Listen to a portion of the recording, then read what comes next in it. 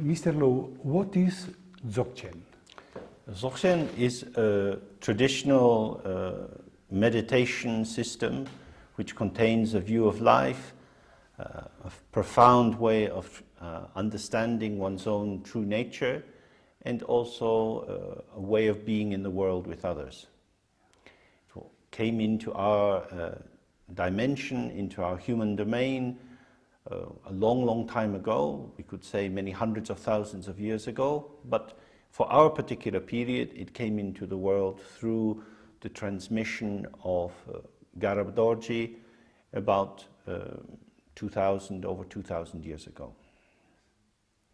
And what is the content, the meaning of Dzogchen? Dzogchen means perfectly complete, without fault, without error.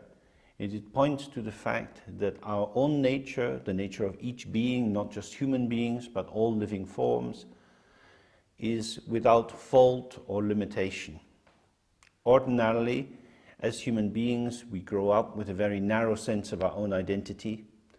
We feel constrained when we look at other people. We see they have better qualities than us, maybe more money, more intelligence, more healthy bodies. We feel competitive, we want to do our best, but somehow there's always something wrong. So somehow disappointment gets woven into the texture of our life. From the point of view of Dzogchen, this is caused by not recognizing who we really are. Our attention is tilted out too much into an identification with how we manifest, with our physical appearance, with the nature of our voice, with our ideas, and so on, rather than relaxing and attending to ourselves in the process by which we manifest. So we can say that we are not our emotions, we are not our thoughts. Well, we can say, I think, not that we are not them, but we are not defined by them. We are not only them. Thoughts and feelings are energetic formations. They are very unstable. You can't hold on to them. You can't catch them.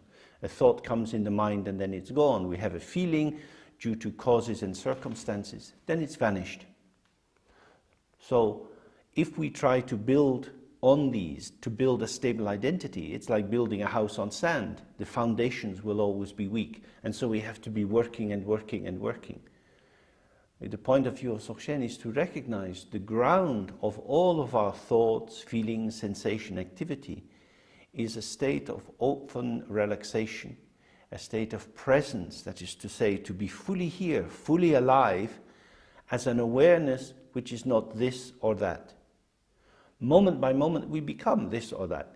If I'm talking with my mother, I'm a different person than if I'm talking with my lover. If I'm at work, that's different from if I'm talking with friends. So in each situation, we manifest with different ways of moving our body, different tones to our voice, and so on. But each of these ways of being arises from the same point of view. None of these aspects of ourselves defines who we really are.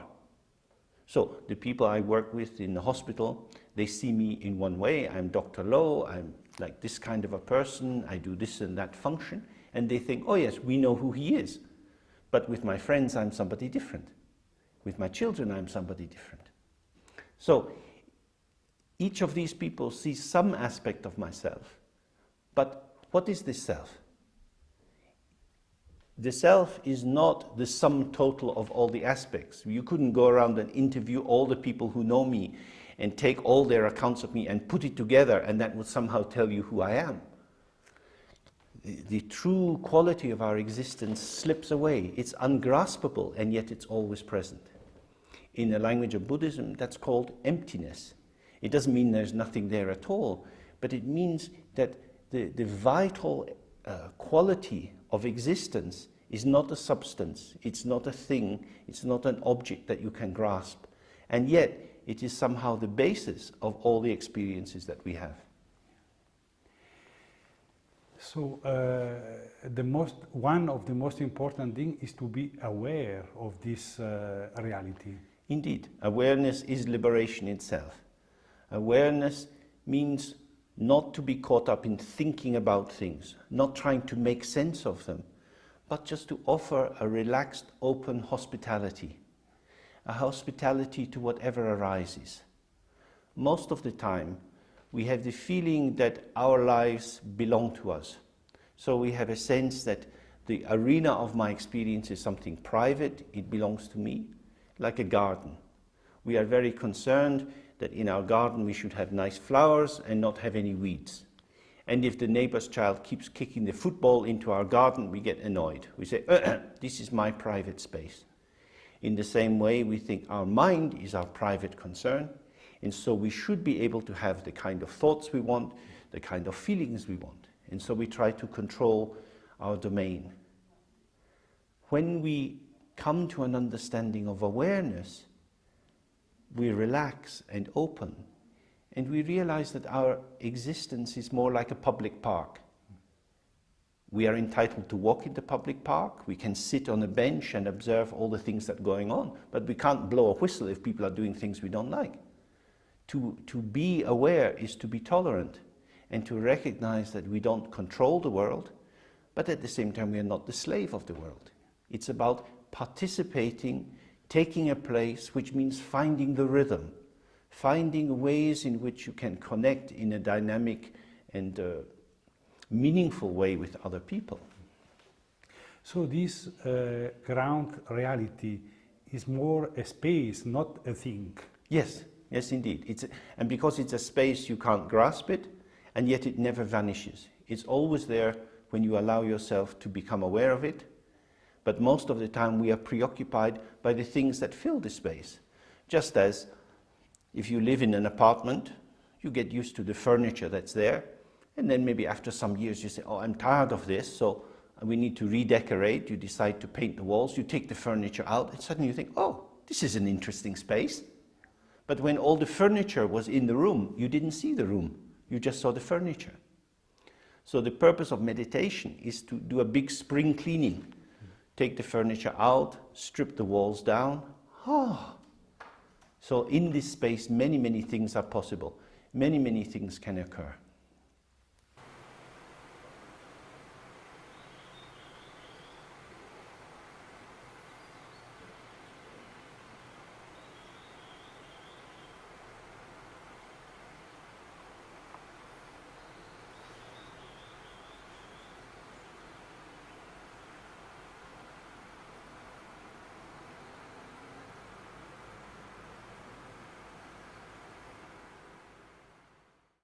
Sometimes we think that this ground basis, this space, is full of love and compassion and of beautiful emotion.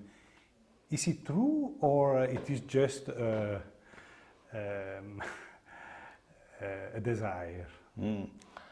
I think when people gain a realization, a direct experience of that open nature, it has a subtle purifying and refining influence on their being. So to realize that your own nature is spacious, is infinite, allows you just to relax. You feel, oh, I'm okay. I'm okay as I am, without doing anything more than breathing in and out. I'm okay. This is the meaning of Dzogchen. It's fine. Nothing more to do. On the basis of that, what shall I come into the world for? If I'm already filled, if I'm already complete, I'm not hungry for things. So why would I be jealous? Why would I be greedy? Why would I be full of hate? It's fine. However, through meditation we also recognize that this spaciousness of the mind gives rise to everything. Good things and bad things alike have the same ground nature. They are all empty. They are like a dream. Except if you recognize the nature, it is like a happy dream. If you don't recognize your own nature, it's like a nightmare. Both dreams and nightmares have the same nature. They are illusion. They are just manifestation. Like when you look in the mirror, you see the reflection of your face. You look at it and you think, ah, that's me. You look at your teeth, you think, oh, I need to go to the dentist. But what you see in the mirror is not you. It's a reflection. So recognizing that moment by moment, all the events of our life manifest, yet without substantial reality. It's like a theater, like a drama. The stage is an open space, and on the stage of a big theater, many dramas are enacted in the course of a year. In the same way, in the dramas of our mind are without limit. Sometimes we're happy, sometimes we're sad. These changes are occurring on and on and on. When we are able to live in this ground reality, it is correct to think that death is finished. Death don't exist because this ground basis is eternal. That's correct. It is infinite. So finite moments arise, and these finite moments of being awake in the day, going to sleep at night, gradually some clarity can come into your state of sleeping, so that you have more sense of an ongoing, unbroken awareness, whatever is occurring. When you're happy, when you're sad, what continues is this open potential. So when you come to the moment of death, death is another kind of experience, an experience which is being enacted on the same stage, the stage of emptiness, of openness. However, if you think, my life belongs to me, in my flesh and blood body, this is my true basis, I, this person, born from my mother and father, I am me, myself. If you think this is the basis of your existence, death will hit you very hard. You will feel very sad, very disturbed and upset. But if you recognize that we manifest in this world because of many different factors, and the one stable continuity is this empty awareness which pervades all things, then death is just another chapter opening. So we are not our body. We are not our body, we are not our thoughts, and yet, of course, we are our body and our thoughts. There is a double edge to this. If you say we are not it, we go to an extreme of nihilism. And if we say, I am fully my body, we go to an extreme of eternalism. And the teaching of the Buddha is the middle way between the extreme points. But then how to live according with this ground reality? The key point is to not interrupt the line between the openness of the heart, which is the site of awareness, and the senses. Our senses connect us with all things. If instead of processing the information through our thoughts, feelings, habits and assumptions, we open and respond directly, spontaneously, we will find that the correct activity arises in the world. So it's about learning to trust an immediacy of being, to stop being an internal politician, to stop being concerned with winning and losing, with fame and notoriety, and just to be at home in ourselves as we show ourselves. So it is a kind of dance. The whole world is nothing but a dance, but the dance of illusion, in which subject and object ceaselessly interweave. Some people imagine that a state of enlightenment would be a state that would be completely protected.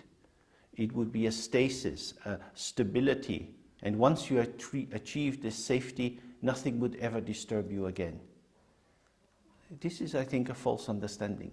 The one thing which is stable and unchanging is our awareness, but because it is empty, you cannot grasp it. What manifests is always changing. Our body changes, we get older, our voice changes, our thoughts, our feelings change. And these manifestations are happening in a world with others. We are always in communication with others. So contact, mutual aliveness, co-emergence, this is happening inseparable from the ground nature. At this very moment, as I'm talking with you, we are together in one world manifesting at the same time. I'm only speaking because you asked me these questions. If I was walking down the road, I wouldn't be talking to myself. So in my words, I'm showing you something of myself, but that happens for you. If I now go and have a cup of tea with someone, I'll talk in a different way. So in that way, manifestation arises with others. And this is the eternal dance of becoming. That who I am is determined by the other as much as by myself. This is non-action. Yes, it's a kind of non-action in which the center of gravity of my existence is not deep inside me, but it is in the interactive point between us. What is very important is not to stop this dance. Absolutely, and you cannot stop it. It's an illusion. That's the false narcissistic position of mastery. I am in charge of the world. I can make things happen on my terms.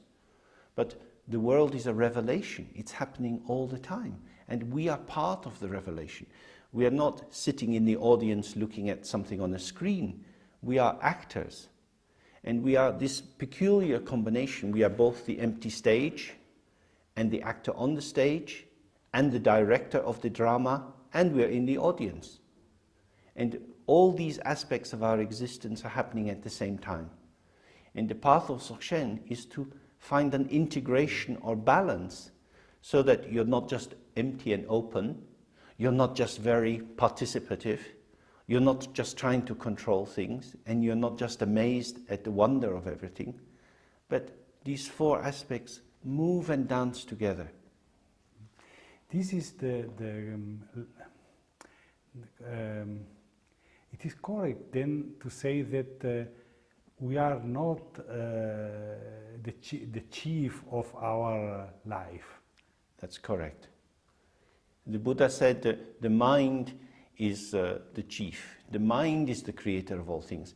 But that mind is not our ego consciousness. It's not the bit of ourselves which is holding all our memories and our hopes and fears and desires. That mind is a mind which cannot be grasped as an entity, but like a cornucopia, like a rich ground gives rise to everything. It's like the ocean. Yes.